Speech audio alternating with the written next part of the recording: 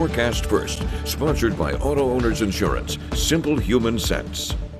Good morning, Mid-Michigan. We're waking up to some cooler temperatures. Once again, we're going to continue to see temperatures below average for today with mostly cloudy skies. Yes, we're seeing a little bit of some sunshine this morning, but those clouds are going to persist throughout the day. In fact, as you can see on satellite radar, we are having those mostly clear skies and just a little bit of some clouds overall over the next 12 hours. We'll continue to see temperatures into the 50s and 60s with those mostly cloudy skies. All the details coming up in just a little bit. 6 News this morning starts right now. WLNS is here for you, celebrating 75 years of bringing you the news with 6 News this morning. Good morning, Mid-Michigan. Thank you for waking up with us. It's Sunday, May 18th. I'm Karina Prieto, and we're here for you now with this morning's top stories.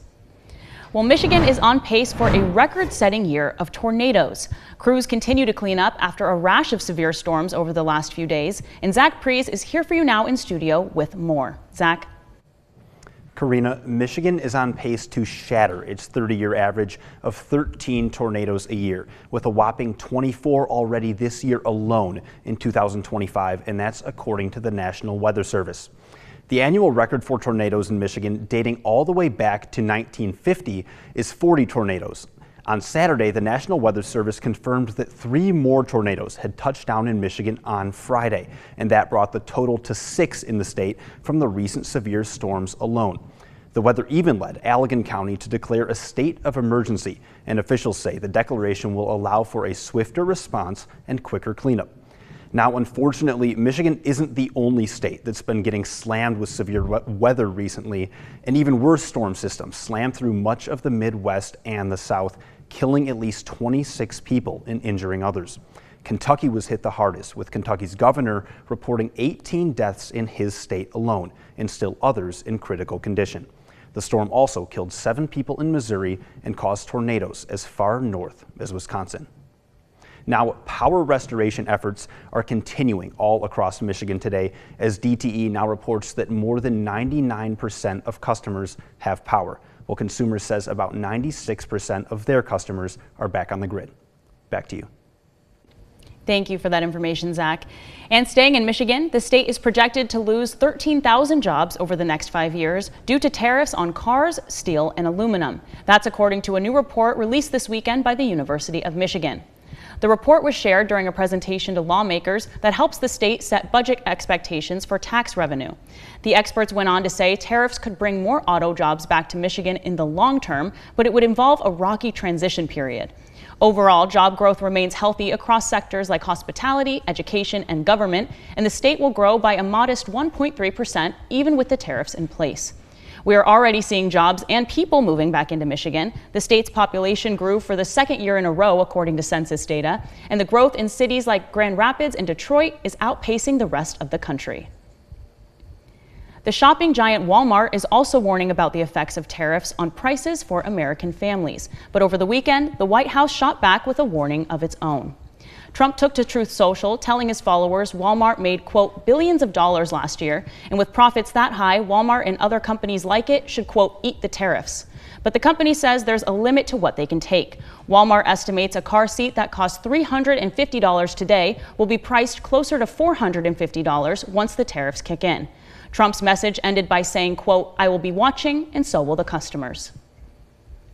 Meanwhile, the White House also has its attention set on the war in Ukraine. The U.S. president will act as a mediator in a series of calls tomorrow, the first to be scheduled to take place with the Russian leader and then with the leader of Ukraine. Right now, both countries are trying to show the Trump administration that they are the ones trying to end the war. Last week, the first negotiations between the two countries in years resulted in a small prisoner exchange, but made no progress towards a ceasefire. The administration has been frustrated with the progress so far, and President Trump has threatened to walk away from the table if either side doesn't seem serious about reaching a deal. Peace will also be a major topic in Vatican City today as the faithful gather to celebrate the inauguration of Pope Leo XIV. Pope Leo was born in Chicago, but when he was 14, he left Illinois to attend a Catholic boarding school on the west side of Michigan. He spent his formative years on the school yearbook, acting in plays, and working at a plumbing warehouse before moving back to Illinois to attend Villanova. That led him to one of the most powerful leadership positions in the world. CBS News correspondent Christian Benavides is at St. Peter's Square, and he's here for you now with an on-the-ground look at this historic moment.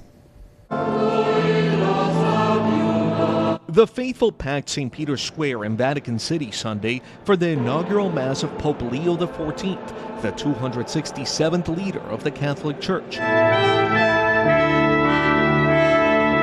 The service marks the official start of his ministry.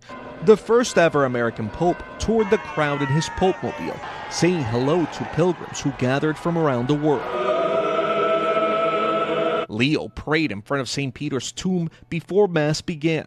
He was then presented with two major symbols of the papacy, the pallium, representing a lamb being carried by a shepherd's shoulder, followed by the fisherman's ring, named because Peter, a fisherman by trade, was instructed by Christ to be a fisher of men. There was excitement, particularly among Americans, there to witness history. It's a great honor for God to choose and to bless the choice of the cardinals of a cardinal from America. So for me, it's exciting. Approximately 200 foreign delegations were in attendance, representing the U.S. Vice President J.D. Vance and Secretary of State Marco Rubio. Also in attendance, Ukrainian President Vladimir Zelensky, who appeared to walk past without greeting the Vice President. This is the first time Vance and Zelensky have met since that infamous Oval Office meeting, where Vance urged Zelensky to be more thankful for U.S. involvement in Ukraine. The Secretary of State and Zelensky did greet each other. Christian Benavides, CBS News. From Storm Tracker 6, this is Weather on the Sixes, sponsored by Auto Owners Insurance. Simple human sense. Good morning, Mid-Michigan. We're waking up to some chilly temperatures across the area. I know I needed a little bit of a light jacket moving out this morning, and you probably might need one as well, as we're going to continue to see mostly cloudy skies in the forecast for today. Temperatures are into the 50s. We're seeing 53 degrees here in Lansing, 50 in Charlotte, 49 in Jackson, and 50 degrees in Hillsdale. Satellite radar is showing mostly cloudy skies across the area, and that will continue. However, today I think more north of I-96 will stay cloudy. However, south of I-96 could see a little bit of breakage in those clouds, so they could see a little bit more sunshine. We're seeing that high pressure system sitting right to our south. That's going to allow for some calmer weather for today. In fact, I think we're still going to see mostly cloudy skies, but like I said, that area north of I-96 will stay cloudy. Places south like Charlotte, Hastings, Jackson, we could see a little bit of some sunshine for today, but here in Lansing, unfortunately, we're still going to continue to see mostly cloudy skies. Temperatures are into the 60s today, which is a little bit warmer than where we were yesterday, but we're going to continue to see below average temperatures as we head into the rest of the day. Average high is right around 70 degrees for this time of year, so we're still sitting at about 10 degrees below average for this time of year. So if you're heading outside this morning, you're probably going to want that light jacket, maybe a rain jacket, just in case we have a stray sprinkle, but I still think it's going to be quiet for today, so you might not need that umbrella for the day up ahead. Okay, so maybe some scattered stuff going on, but nothing crazy. We're not talking about anything like this last week. No, we're going to be seeing very quiet weather in the forecast as well up ahead. All right, well, thank you, Kelsey.